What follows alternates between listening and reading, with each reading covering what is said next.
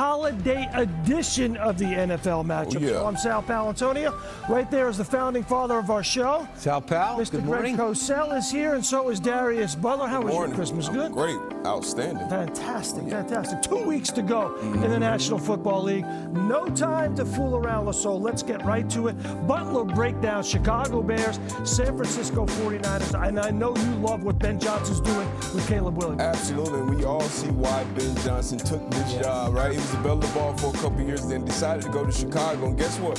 Chicago's got a quarterback. Already 6 fourth-quarter comebacks in most of Bears history. He plays his best ball late. I love that quarterbacks, especially young quarterbacks. Let's look at breakdown. Come on. Critical situation against divisional rival Green Bay Packers. This right here is just going to be a dagger concept. We see it every week, almost every game with every team. And it's about executing these types of passes across the middle in dirty pockets. It's the one thing I look at most importantly with young quarterbacks. How do they operate in dirty pockets? Pressure in your face, you got to be able to step up and make big-time throws. And Caleb Williams has been doing that better as of late. It's another huge part, low red area. We always talk about how fast things get for a quarterback. It also gets very, very fast for DBs, especially when you're running combo coverages. Easy to get confused down here. They got a high-low concept up here, so you have a short one, and then Jayden Walker will be the deep receiver in the corner of the end zone. A guy you haven't heard his name all year steps up in the biggest moment and makes one of the biggest plays. And once again, Caleb Williams is under pressure. You got a free hitter. The defense sent one more than the Bears could block. Free hitter, doesn't matter, finds the open guy. Doesn't matter who the open guy is, hits him in the back of the end zone, and that's a big-time throw from Caleb Williams once again. Speaking of big-time throws, you only call this type of play if you have a quarterback that you trust to make this type of throw. Overtime, 16-16 ball game.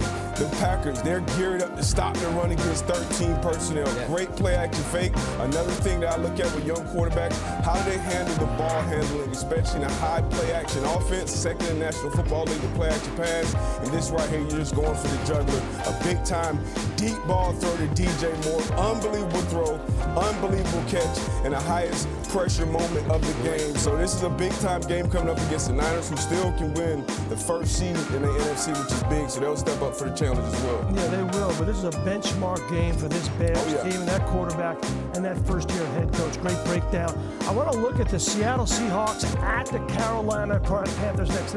I've seen this Seahawks team on the road twice, and they have been really good on defense. 6-1 on the road. Best record in the NFC. You know why? Because they lead the NFC in points allowed, and they are diabolical on third down. They are great on third down, the second best in the league. And you know, they're not a high percentage blitzing defense. They do it with really fundamental execution, but they will blitz, and it's very selective. And that's what Mike McDonald does exceedingly well. And he understands how to break down protections. Let's take a look. Let's check it out. On this 3rd and long, Seattle aligned but it was the pressure scheme that would force the result of the play. Nwosu would rush to the outside, with Thomas attacking the inside shoulder of the running back. That opened the rush lane for Witherspoon, forcing Daniels to make a hurried, undefined throw that was intercepted by Okada. Great stuff, Greg Cosell. See, that's why you watch the NFL Matchup Show. Stay right there. Up next, brand new look at Matthew Stafford, Rams offense. For Christmas, welcome back to the NFL Matchup Show. I'm Sal Palantonio, and that is our next matchup. And with all due respect to the late, great Gil Scott-Heron, you know, the evolution of this Rams offense has, in fact, been televised, and it's been intriguing, fascinating all the way throughout. How he has done it, Sean McVay, is fascinating with Puka Nacua. Absolutely, and I said meaningful because this is a meaningful time for both teams. You know, the Falcons are out of it, but you're still trying to build your resume for next year if you're on that team. And then for the Rams, everything's out in front of you as far as getting the number 1 seed. And obviously, you have a team that can get to the Super Bowl. You can only get to the Super Bowl if you got a great quarterback and a great coach calling the plays. So let's get to the tape and watch Matthew Stafford, who's been dynamic, getting the ball to Puka Nacua, who's been unbelievable this year. First play, 12 personnel, 1 running back, 2 tight ends against big nickel. And just watch Puka Nacua once again operate around that middle of the field. Dagger concept again. You got 2x2 with Puka to the right of Matthew Stafford. They love that little short motion, Greg. And I'm going to talk about it a little bit later in this piece.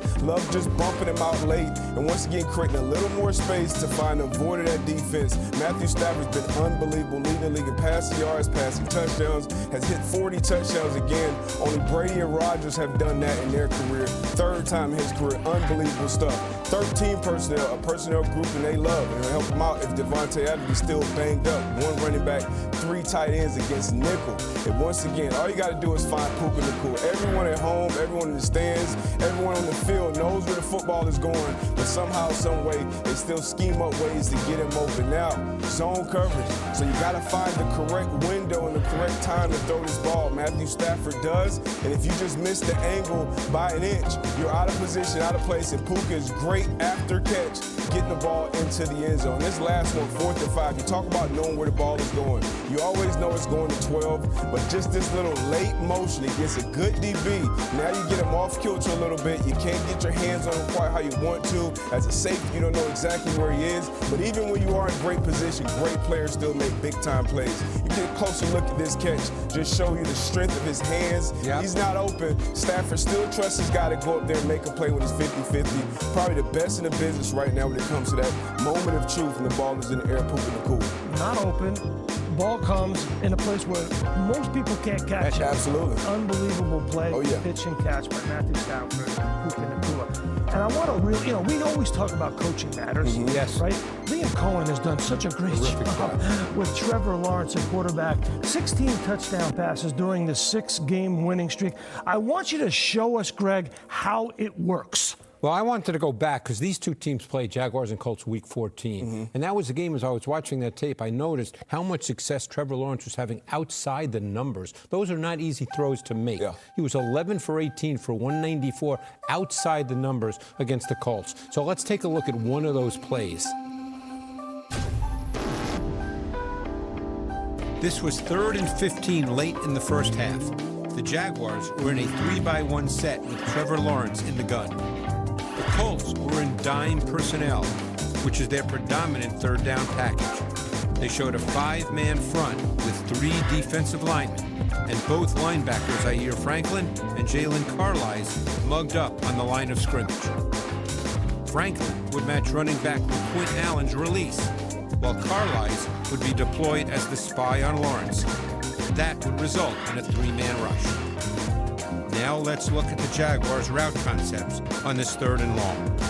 It would be 3 verticals, with both outside receivers Brian Thomas and Tim Patrick running out and ups, and slot receiver Jacoby Myers running the middle seam.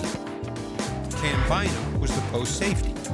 With both corners aligned with depth, it was a zone coverage look pre-snap. At the snap, Bynum would sit low, with dime safety Rodney Thomas rotating deep. Lawrence would work to the trip side of the field, focusing on Patrick and Myers. Bynum, with his eyes inside, was in position to rob any routes, and he took away Myers' seam. Lawrence would then attack the one-on-one on the outside, with Patrick matched on corner Jalen Jones. Patrick's subtle stutter got Jones to look at Lawrence, allowing him to beat him over the top. Lawrence showed excellent post-snap recognition and precise ball placement on the vertical throw outside the numbers. Great stuff, Greg Cosell. They talk about Vrabel and Ben Johnson, and Liam Cohen could be coach of the year. Hey there, welcome back to the NFL Matchup Show, only on ESPN. Don't you forget that. I sure won't. We're turning the page to the new year, so you got to remember. Streaming, ESPN Plus. It's the Texans and the Chargers, and DeMeco Ryans' defense. Unbelievable, right? Relentless pass rush, lockdown in the secondary. Lead the NFL in points allowed. Everybody's talking about him. What we like to do on this show, flip the script. Let's talk about C.J. Stroud and the offense, because they're going to have offense in the postseason. And they've settled in, I think, to being a little more comfortable in their passing game than they were earlier in the season. Stroud is a beautiful thrower of the football. If he can be protected and you can define things for him cleanly, he throws it as well as anybody in the league. So let's take a look at some plays where that happens, and you can just see what a good thrower he is. And one thing that they do is they play with 6 offensive linemen, more than any team in the league. So you see Stroud under center here with 6 offensive linemen. And now they're going to go 7-man protection, including the tight end, because they want to get the ball down the field here. here. This is a shot play concept, so it's only a two-man route concept. Higgins is going to run a curl into the boundary. Noel's going to run the deep over from the field. Now, the 49ers here, this is the perfect coverage for this route concept. It's quarters. So what happens, Higgins will stem inside. That controls the corner and the safety. So what does that do? It gives Noel running the deep over against the safety. You'll take that any day of the week. Good matchup. Good matchup right there. There's a lot of space for Noel, and this is what we're talking about, Sal. He's a beautiful thrower of the football. This is perfect ball placement, concept and execution. Now we'll see 11 personnel. Stroud's in the gun. It's a 2-by-2 set here on this particular play. So what we're going to see now is we're going to see quarters again by the defense. Okay, this is something that a lot of teams play now. Quarters coverage, two high safeties. Now Stover, the tight end, is going to run a corner out. He's going to attack that quarter safety. Collins is going to run the inbreaker. So let's map this out as the play goes in motion, and you're going to see how it works. So the safety, it's his responsibility. Number 2 vertical. He's got his eyes on Stover. So Collins works behind the linebacker here. That's the player that Stroud has to beat Sal with the throw. That linebacker has to throw it behind him, and he does it beautifully. Now, Collins is important to mention here because he is their, what we call their boundary X, a single receiver to the short side of the field, and he can beat anybody one-on-one. He is an absolute critical piece to their pass game. Big body receiver. So C.J. Stroud's a lot like his coach, right? He's got toughness. Yep. He absolutely is a great leader on the field and off the field. And that team has a togetherness and camaraderie about it that is really, really impressive. And built to go on the road late in the season to play